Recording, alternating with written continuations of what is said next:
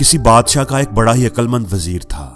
वो वजीर अक्सर ये बात कहा करता कि जो भी होता है अच्छे के लिए होता है। एक दफा बादशाह अपनी तलवार को साफ कर रहा था, उसकी धार को तेज कर रहा था। उस वक्त वो वजीर भी बादशाह के पास ही खड़ा था।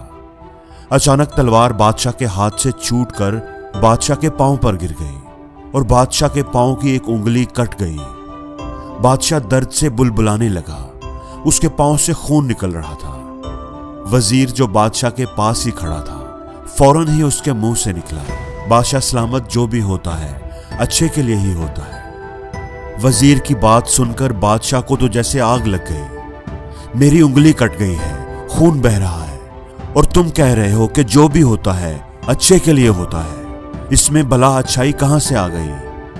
उसने सिपाहियों को बुलाया और हुक्म दिया कि इस वजीर को फौरन जेल में डाल दिया जाए। वजीर बादशाह के इस फैसले पर बिल्कुल भी परेशान या दुखी ना हुआ, बल्कि जब सिपाही उसे जेल की तरफ लेकर जा रहे थे तो फिर भी उसने अपने घर वालों से कहा, आप परेशान ना हो, जो भी होता है अच्छे के लिए ही होता है। बादशाह उसकी बात सुनकर हैरान रह गया। ये किस तरह का अजीब आदमी है, इसको सजा मिली है, कैद में डाला जा रहा है, और ये कह रहा है कि जो भी होता है अच्छे के लिए होता है।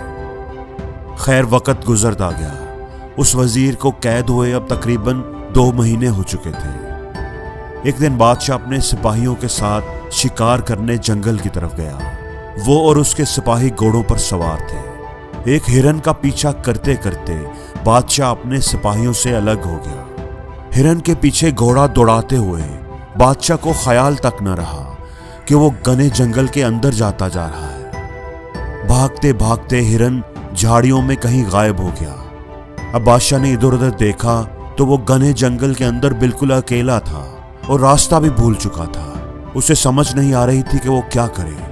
अचानक उसे अपने इर्द गिर्द से अजीबो गरीब आवाजें आना शुरू हो गई, और फिर झाड़ियों से जंगली कबीले के लोग बाहर निकल आए। उनके हाथों में नेज़े थे और वो तादाद में बहुत ज्यादा थे।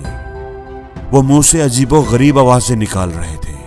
उन्होंने बादशाह को चारों तरफ से घेर लिया। बादशाह ने उन्हें बताने की बहुत कोशिश की कि मैं बादशाह हूं, लेकिन उनको कुछ समझ न आई। उन्होंने बादशाह को रस्सियों से बांधा और अपने कबीले की तरफ रवाना हो गए। उन्हें यह खूबसूरत इंसान बहुत पसंद आया था। वो उसे अपने देवता के कदमों में कुर्बान करके देवता को खुश करना चाहते थे।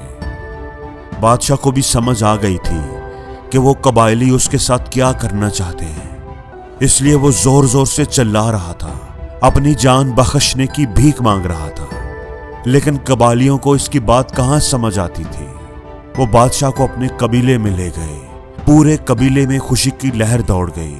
लोगों ने ड्रम बजाना शुरू कर दिए। कबीले में तो जैसे मेले का समा बन गया था।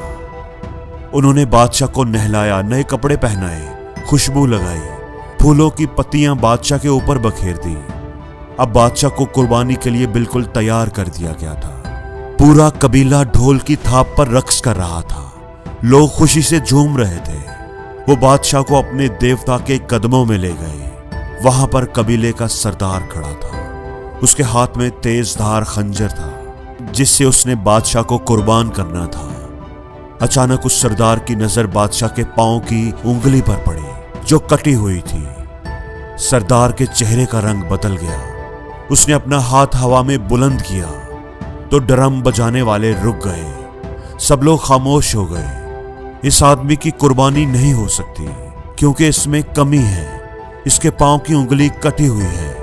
सरदार ने अपनी जबान में कहा, अगर हमने इसकी कुर्बानी दी तो देवता खुश होने की बजाय हमसे नाराज हो जाएगा। लोगों के चेहरों पर खौफ तारी हो गया। उन्होंने जल्दी जल्दी बादशाह के हाथ पांव खोल दिए और उसे आजाद कर दिया। बादशाह अपनी जान बचने पर बड़ा खुश था। किसी न किसी तरह वो रास्ता तलाश करते करते महल तक पहुंच ही गया। महल पहुंचने के बाद उसने सोचा कि अगर मेरे पांव की उंगली ना कटी होती तो आज मैं जिंदा ना होता। और इसका मतलब है कि वो वजीर सही कह रहा था कि जो भी होता है अच्छे के लिए होता है। उसने सिपाहियों को हुक्म दिया कि उस वजीर को फौरन रहा कर दिया जाए और मेरे सामने हाजिर किया जाए। बादशाह ने उस वजीर को उसके ओहदे पर बहाल कर दिया और पूछा, उस दिन मेरे पांव की उंगली कट गई थी और तुमने कहा था कि जो भी होता है अच्छे के लिए होता है, और वाकई ऐसा ही हुआ। इस कटी हुई उंगली की वजह से मेरी जान बच गई। मुझे ये बात समझ आ गई है। अब तुम बताओ कि तुम 2 महीने जेल में रहे, कैद को बर्दाश्त किया, मुश्किल में रहे हो, इसमें तुम्हारे लिए क्या अच्छाई थी? वजीर ये बात सुनकर मुस्कुराया। हजूर, मैं आपका वजीर खास था और मैं हमेशा आपके साथ ही रहता था। अगर आप मुझ पर गुस्सा ना करते, मुझे जेल ना भेजते, तो उस दिन शिकार पर भी मैं आपके साथ ही होता और आपके साथ ही पकड़ा जाता। कबायलियों ने आपको तो आपकी कटी हुई उंगली की वजह से छोड़ दिया था, लेकिन वो मुझे कभी ना छोड़ते, क्योंकि मेरे जिस्म में कोई कमी नहीं है। अगर उस दिन आप मुझे जेल ना भेजते तो वो जरूर मुझे देवता के कदमों में कुर्बान कर देते।